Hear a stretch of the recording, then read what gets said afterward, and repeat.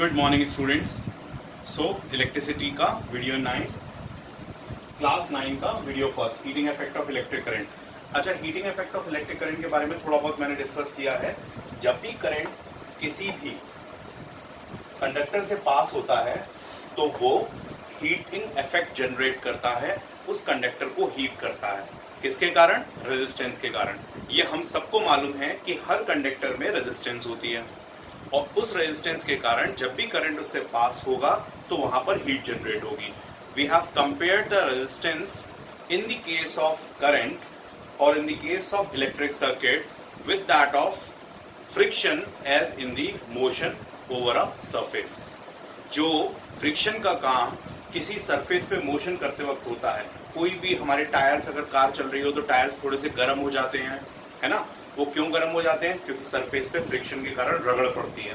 ठीक उसी तरह से जब करंट पास होता है तो करंट के पास होने पर भी रेजिस्टेंस की वजह से धीरे धीरे कंडक्टर या वो डिवाइस अपनी रेजिस्टेंस की वजह से गर्म होने लगता है। 2 घंटे तक पंखा कोई चलता रहे और उसके बाद तुम पंखे को सेंटर पार्ट को टच करो जहां उसका आर्मेचर होता है, तो उस आर्मेचर वाली जगह पर वो पंखे का पार्ट भी गर्म हो चुका होता है, क्योंकि वो अपना पंखा जो इलेक्ट्रिकल एनर्जी है उसको मैकेनिकल एनर्जी में तो कन्वर्ट कर ही रहा है, लेकिन साथ साथ a part of electrical energy is being wasted due to the resistance. कहीं ना कहीं उसके डिवाइस में, पूरे में कंडक्टिंग जो भी चीजें होंगी उनमें रेजिस्टेंस होगी, उस रेजिस्टेंस से करंट हीट जनरेट करेगा। Heating effect of electric current पूरी तरह से हमारे लिए वेस्टेज ऑफ एनर्जी था, डिसिपेशन ऑफ एनर्जी था, तब तक जब तक हमने हीट को ही अपने पर्पस में यूटिलाइज करना शुरू नहीं कर दिया। अच्छा, हीट को हम लोग कहाँ कहाँ अपने पर्पस में यूटिलाइज करते हैं?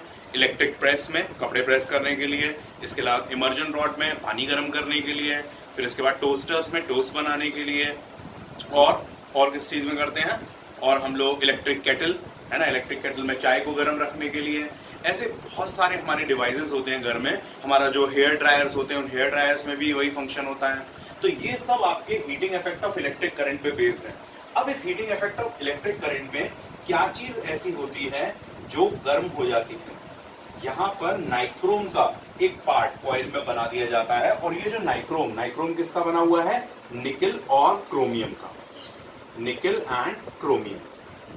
ठीक है, निकल एंड क्रोमियम आपके दो एलिमेंट्स हैं। इन दो एलिमेंट से बना हुआ एलॉय के फॉर्म में एक नाइक्रोम वायर है। इस नाइक्रोम वायर की खास बात क्या है? एक तो इसकी हाई रेजिस्टिविटी इसकी खास बात है, और दूसरी खास बात क्या है? It has a high melting point. It has high melting point. अब हाई मेल्टिंग पॉइंट होने का मतलब it doesn't get oxidise easily. Melting point high है तो ये आसानी से ऑक्सीडाइज नहीं होती। तो इस कारण से हम लोग नाइक्रोम वायर को, जो निकल और क्रोमियम की बनी हुई है, ज्यादातर अपने कॉइल की तरह इस्तेमाल करते हैं जिस जगह पर हमें हीटिंग का इफेक्ट चाहिए होता है। जैसे हमारे इलेक्ट्रिक हीटर्स की जो कॉइल होती है, इलेक्ट्रिक हीटर सबने देखे होंगे। इलेक्ट्रिक हीटर पे जो कॉइल होती है, जिस कॉइल पे रेड हो जाता है और उससे ही हीट निकलती है, वो आपका नाइक्रोम का बना हुआ होता है, वो कॉइल। एक क्वेश्चन अक्सर पूछा जाता है जो आपके हीटिंग इफेक्ट वाले पार्ट में नहीं था, वो क्वेश्चन आपसे अक्सर पूछा जाता है, और उस क्वेश्चन का पार्ट यही है कि आपको हमेशा ये याद रखना है कि क्यों कॉइल गर्म होती है लेकिन कंडक्टिंग वायर गर्म नहीं होती। क्यों कॉइल गर्म होती है और क्यों कंडक्टिंग वायर गर्म नहीं होती?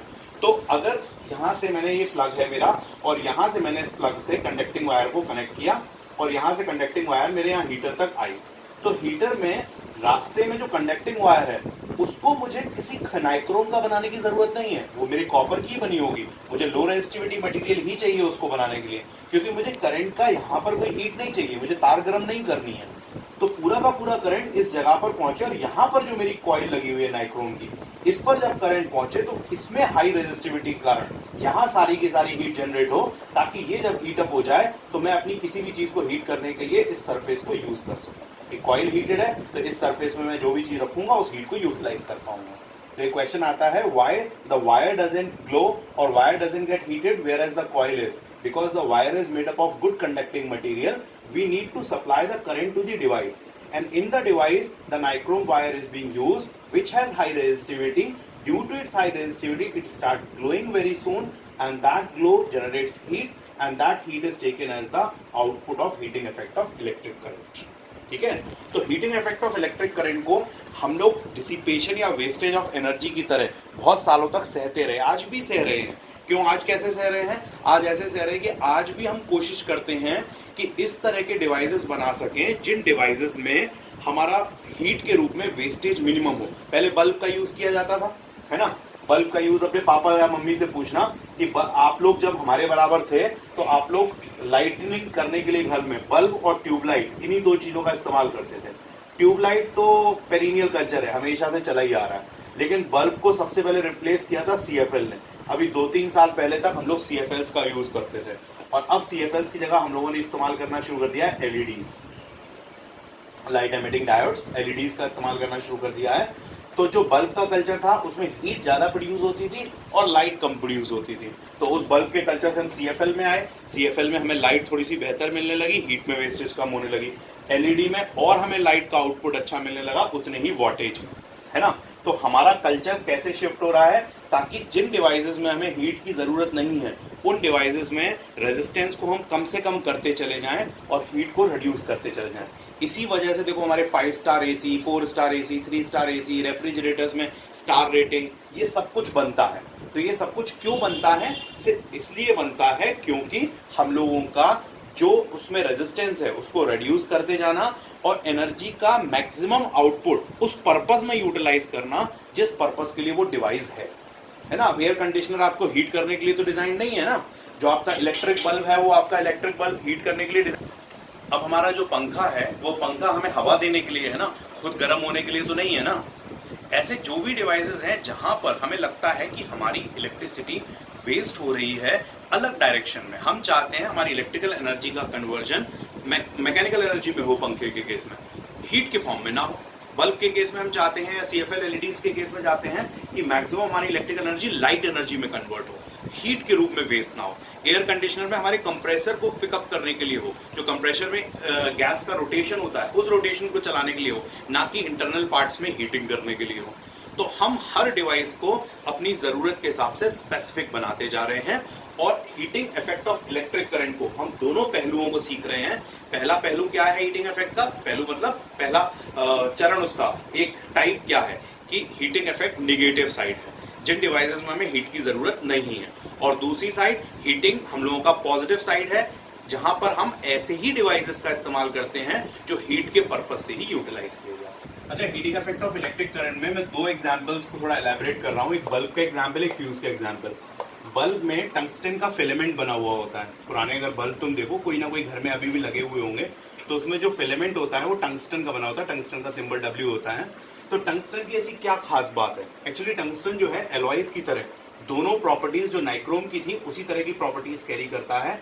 क्या क्या 2 प्रॉपर्टीज कैरी करता है? एक इसका हाई मेल्टिंग पॉइंट होता है, तो ये आसानी से मेल्ट नहीं होता, और दूसरा इसका हम लोग का क्या रेजिस्टिविटी की उसकी प्रॉपर्टी थी एलॉय की?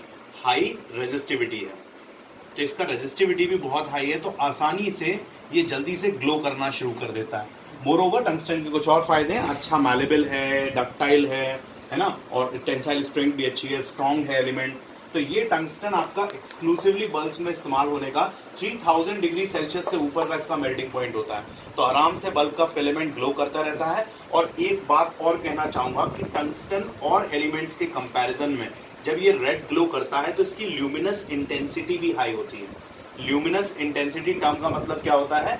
The capability of radiating light. तो जो कैपेबिलिटी ऑफ रेडिएटिंग लाइट है वो भी अधिक होती है टंगस्टन की।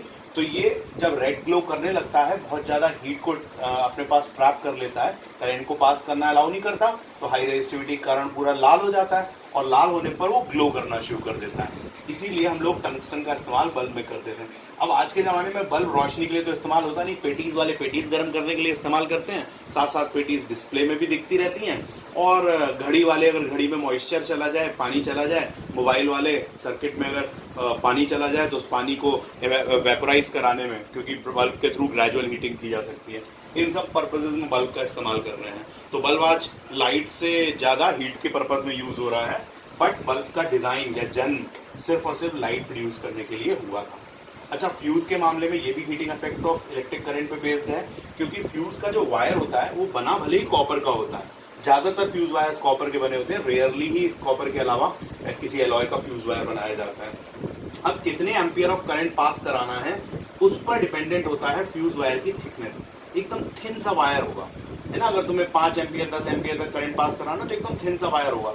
ये फ्यूज वायर आपके फ्यूज के अंदर पड़ा हुआ है और जब ये वायर जल जाता है तो ये जलकर यहाँ से ब्रेक हो जाता है। तो by the breaking of the wire the whole circuit breaks, और सर्किट के ब्रेक होने से फर्दर करंट की सप्लाई पूरे डिवाइसेस तक पूरे घर में रुक जाती है। तो फ्यूज हमारा एक सेफ्टी डिवाइस की तरह यूज होता है जो हीटिंग इफेक्ट पे बेस्ड है कि इतनी पतली तार है कि अगर ज्यादा करंट पास हुआ तो तार हीट होने की वजह से गल जाएगी और टूट जाएगी, मेल्ट हो जाएगा। इतना पतला तार है कि एक particular amount of current pass होने से ज्यादा अगर करंट पास हुआ तो वो हीट को बर्दाश्त नहीं कर पाएगा और मेल्ट होकर सर्किट को ब्रेक कर देगा।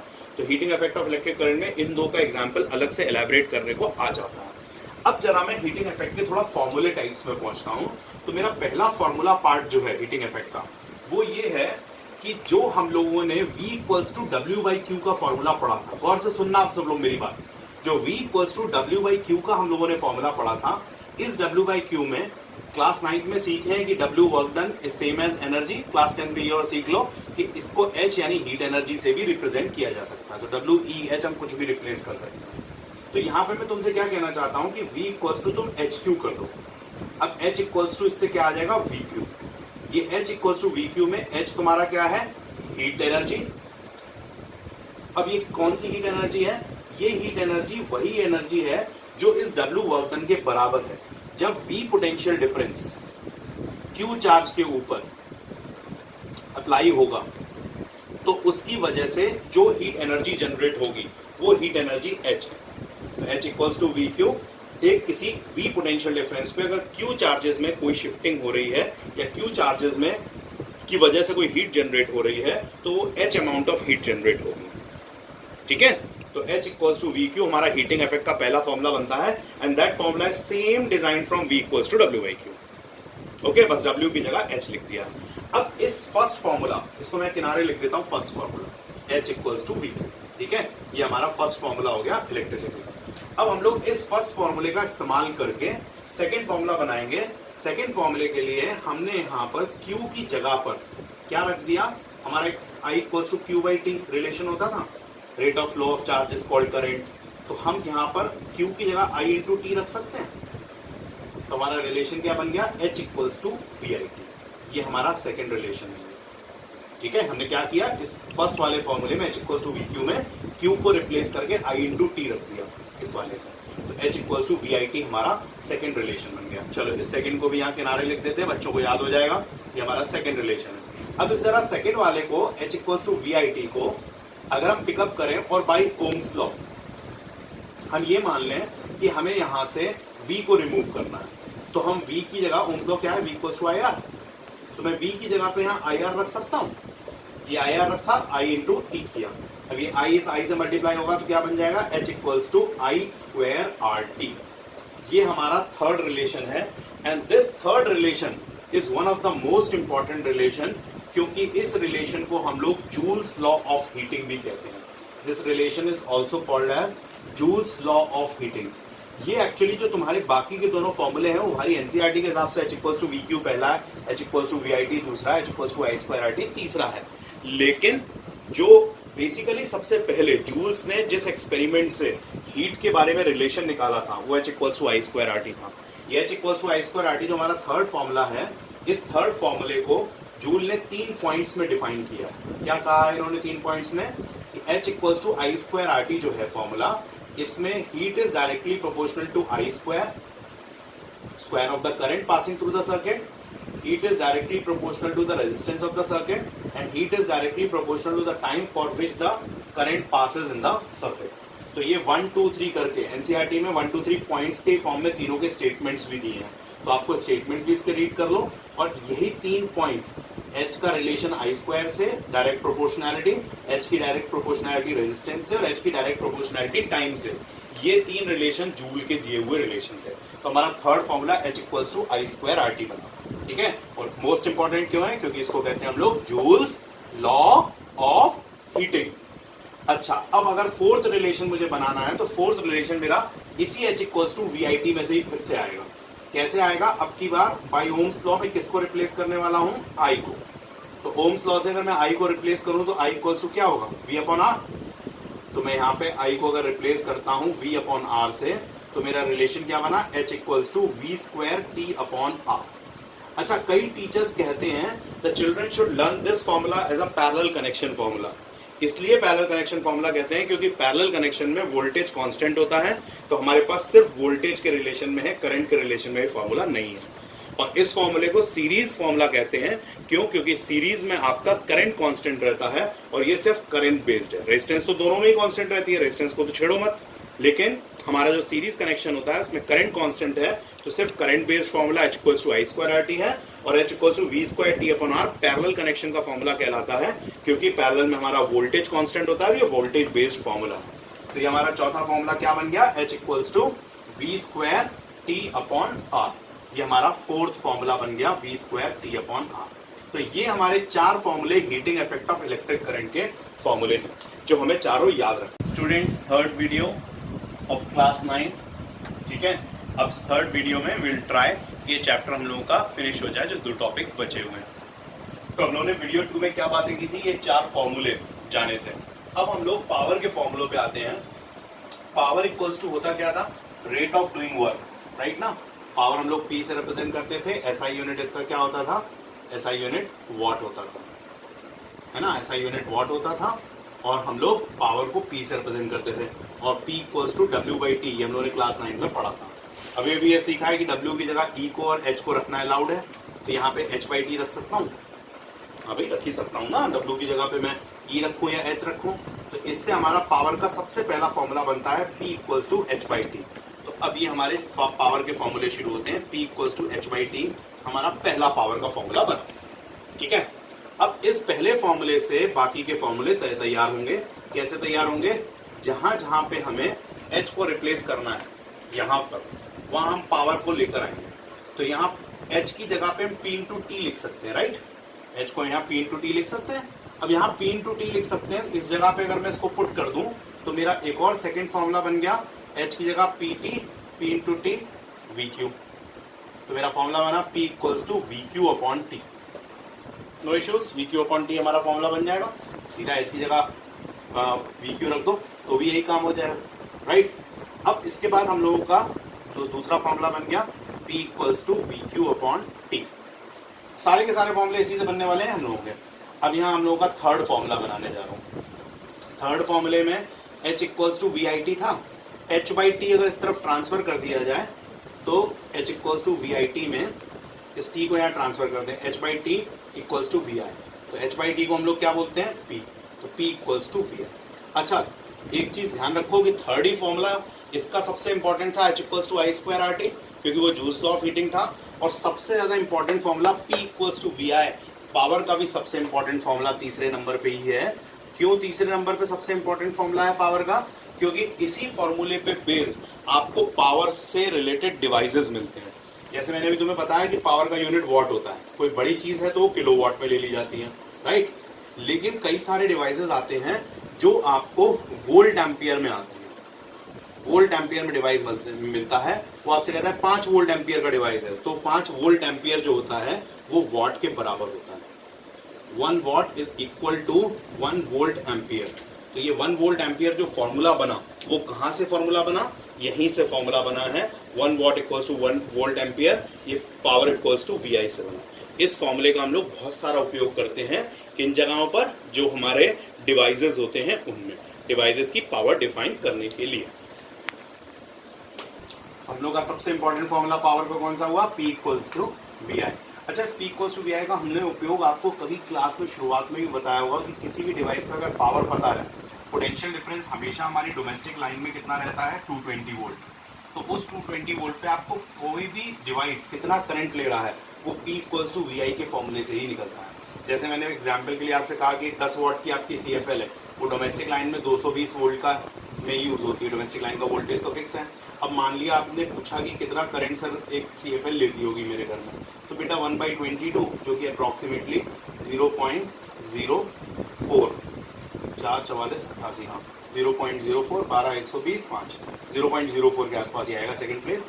तो 0.04 एम्पियर का करंट लेती होगी एक CFL। ये हम लोग P इक्वल्स टू VI से किसी भी डिवाइस का कितना करंट कंजम्पशन है ये निकाल सकते हैं। और जो हम लोगों के घर के सॉकेट्स होते हैं, जो 3 पिन सॉकेट्स घर पे लगे हुए होते हैं, ये 3 पिन सॉकेट्स इस तरह के, तो ये सॉकेट्स हम लोगों के 5 एम्पियर के ही जनरली लगे होते हैं, और जो बड़े वाले लगे हुए होते हैं वो 15 एम्पियर के लगे होते हैं, जो थोड़ा सा बड़े बड़े ये पार्ट्स होते हैं। तो ये 15 एम्पियर्स के सॉकेट लगे हुए होते हैं। तो 5 एम्पियर और 15 एम्पियर हम लोगों के घरों के कॉमन सॉकेट्स काउंट होते हैं। तो इससे आप एक सॉकेट से कितनी CFL जला सकते हो, या एक सॉकेट से कितनी LED जला सकते हो, कितना डिवाइस कोई भी फंक्शनल करा सकते हो, ये सब आप P इक्वल्स टू VI की ही रिलेशनशिप से निकालते हो। ठीक है, अब इस P इक्वल्स टू VI से हम लोगों के बाकी के दोनों बनेंगे ओम्स लॉ लगा के। तो ओम्स लॉ से मैं P इक्वल्स टू VI में V को रिप्लेस कर दूं तो IR और I, तो मेरा फॉर्मूला क्या बन गया, P equals to I square R। और यहाँ पे अगर मैं I को रिप्लेस कर दूं तो I की जगह V अपॉन R लिख दूं, P equals to V square upon R। अब कई टीचर्स इनमें भी पावर वाले केस में भी इसको सीरीज का और इसको पैरेलल का कह देते हैं। क्यों सीरीज और पैरेलल का कह देते हैं?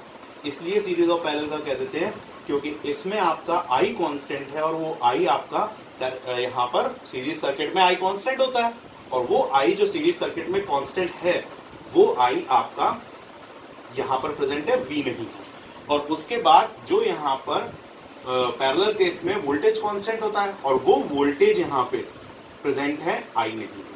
तो इसलिए पैरेलल में कई टीचर्स कंसीडर कर लेते हैं। It is not important to means consider always, लेकिन एक दिमाग में होना चाहिए अगर हमें सीरीज या पैरेलल में कभी चॉइस लेनी है कौन सा फॉर्मूला पावर केस में लगाना है, तो भैया पैरेलल में ये लगाना है, इसमें पैरेलल में ये लगाना है, क्योंकि पैरेलल में V कांस्टेंट होता है तो V का प्रेजेंस है, तो इससे हम बाकी का R का रिलेशन निकाल सकते हैं। इससे एक बात और हो सकती है, अगर सीरीज का सर्किट है ना, I कांस्टेंट होता है सीरीज में तो P प्रोपोर्शनल टू R हो जाता है, और यहाँ पे V कांस्टेंट होता है पैरेलल में तो P प्रोपोर्शनल टू 1/R हो जाता है। अब ये बिल्कुल दो उल्टी बातें आ रही हैं, पावर का डायरेक्ट प्रोपोर्शनैलिटी रेजिस्टेंस है, यहाँ इनवर्स प्रोपोर्शनैलिटी। तो ये हम सीरीज और पैरेलल के केस में इस्तेमाल करते हैं। इस पे बेस्ड न्यूमेरिकल्स आएंगे, you will come to know about it, लेकिन ये दिमाग में थोड़ा सा रख लेना बेहतर है। तो हमारे 4 और 5 नंबर फॉर्मूले इसमें क्या हो गए, 4 number P equals to I square R, और 5 नंबर हमारा फॉर्मूला हुआ P equals to V square upon R।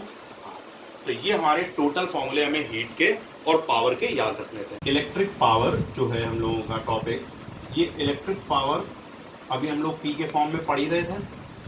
इस इलेक्ट्रिक पावर को हम लोग को यूटिलाइज करना है एनर्जी के फॉर्मूले में, एनर्जी कॉमर्शियल एनर्जी के लिए, कॉमर्शियल एनर्जी, मैं इसे लिख देता हूँ कॉमर्शियल एनर्जी। तो commercial energy equals to power into time. ठीक है, इस इलेक्ट्रिक पावर का हम लोग कॉमर्शियल एनर्जी के टर्म्स में यूज पढ़ रहे हैं। अब यहाँ पे तुम्हें जो पावर का यूनिट लेना है वो किलोवाट में लेना है, और टाइम जो लेना है वो आवर्स में लेना है। तो जो कॉमर्शियल एनर्जी का यूनिट बनेगा वो 1 किलोवाट आवर बनेगा, और ये 1 kilowatt hour he 1 unit of electricity, जो हम लोग का इलेक्ट्रिसिटी बिल आता है ना, इतने यूनिट आया उतने यूनिट आया, वो 1 यूनिट ऑफ इलेक्ट्रिसिटी 1 kWh यानी 1 किलोवाट आवर के बराबर होता है। तो इलेक्ट्रिक पावर का ये भी एक इस्तेमाल होता है। एक चीज मैं बताना बीच में भूल गया था हॉर्स पावर के बारे में। Horse power 1 HP horse power के टर्म्स में मोटर्स आती हैं, ये आपका 746 वॉट के बराबर होता है। तो जो हॉर्स पावर है ये इंडिया में चलता है, इंडियन यूनिट कह लो इसको पावर का, कि ज़्यादातर फॉरेन में तो किलोवाट ही चलता है हायर यूनिट्स में, लेकिन हम लोगों के अगर तुम पानी की मोटर खरीदने जाओ, समरसेबल पंप खरीदने जाओ, तो वो हॉर्स पावर्स में आते हैं, 2 horse power, 1.5 horse power, 2.5 horse power. तो वो 1 हॉर्स पावर 746 वॉट का होता है। This should be just good to know knowledge, should be in your mind. ठीक है, अब ये कॉमर्शियल एनर्जी में जो 1 kWh आया है, इस 1 kWh को हम लोग कन्वर्ट करेंगे किसमें, जूल्स में। तो 1 kWh equals to 1 kilowatt into 1 hour. 1 kilowatt में 1000 वॉट होते हैं, और 1 आवर में 3600 सेकेंड्स होते हैं। 60 इंटू 60 3600 सेकेंड्स होते हैं। तो हम लोग वॉट को क्या लिख सकते हैं, जूल्स पर सेकेंड। ठीक है, तो ये सेकेंड यूनिट जो है वो काट दें, तो ये आपका आ गया 36, 1 2 3 4 5, इतने जीरो और जूल्स। तो अब इसको हम लोग 10 के पावर में लिखना चाहें तो 1 2 3 4 5 6, 3.6 into 10 to the power 6 joules. ये सबको याद है ना कि डेसिमल के लेफ्ट में एक ही डिजिट छोड़ा जाता है जब भी कोई 10 के एक्सपोनेंट्स में कोई चीज लिखी जाती है। तो 3.6 इंटू 10 की पावर 6 जूल्स, ये 1 kWh यानी commercial unit of energy 1 kWh का conversion into SI unit of energy. ये 1 मार्क में 9th में भी आता था, 10th में भी आ जाता है कि convert commercial unit of energy in SI unit of energy. तो ये आपको कन्वर्जन पता होना चाहिए, ठीक है। हायर यूनिट में आपको किलोवाट भी पता है, मेगावाट भी पता है। मेगावाट आपका पावर का यूनिट जो होता है उसमें 1 मेगावाट इक्वल्स टू 10⁶ वाट होता है, क्योंकि जो हम लोग का इलेक्ट्रिकल प्रोडक्शन है वो सारा मेगावाट के टर्म्स में होता है, तो इसलिए हम लोगों को मेगावाट भी पता होना चाहिए। अच्छा, मैंने VA तो बताया ही था अभी, वोल्ट और ampere. 1 watt equals to 1 volt ampere, P equals to VI जो हम लोग का मोस्ट इंपॉर्टेंट फॉर्मूला था पावर का, तो 1 वोल्ट एम्पियर। ये हम लोगों को इसलिए और पता होना चाहिए कि कभी कभी तुम जनरेटर्स वगैरह खरीदने जाओ तो 2 kVA का जनरेटर दे दीजिए, ऐसा वर्ड सुनने को मिलता है। तो 2 kVA का मतलब क्या हुआ, 2 किलो वोल्ट एम्पियर, और 2 किलो वोल्ट एम्पियर को हम लोग रिप्लेस किससे कर देंगे, वॉट से। तो यानी 2 किलोवाट पावर का बात हो रही है 2 kVA। 2 kVA इज इक्विवेलेंट टू 2 किलोवाट पावर। तो 2 kVA इज इक्विवेलेंट टू 2 किलोवाट पावर, ठीक है। तो 2 kVA 2 किलोवाट पावर से क्यों हुआ, क्योंकि VA को हम लोग वॉट से रिप्लेस कर सकते हैं। तो ये P इक्वल्स टू VI वाले फॉर्मूले का ये स्टैंडर्ड फॉर्मूला होता है, इसलिए बार बार रिपीट कर रहा हूँ कि बड़े इंपॉर्टेंटली कई बार एग्जाम्स में इसका यूज किया गया है कि उसके वॉटेज के क्वेश्चन आए, यानी पावर के क्वेश्चन आए, और वो वोल्ट एम्पियर में उन्होंने यूनिट दे दिया। स्पेशली KVA बहुत यूज करते हैं, किलो वोल्ट एम्पियर। तो वोल्ट एम्पियर का मतलब वॉट है, तो रिप्लेस करके तुम KVA का मतलब किलो वॉट निकाल ही सकते हो।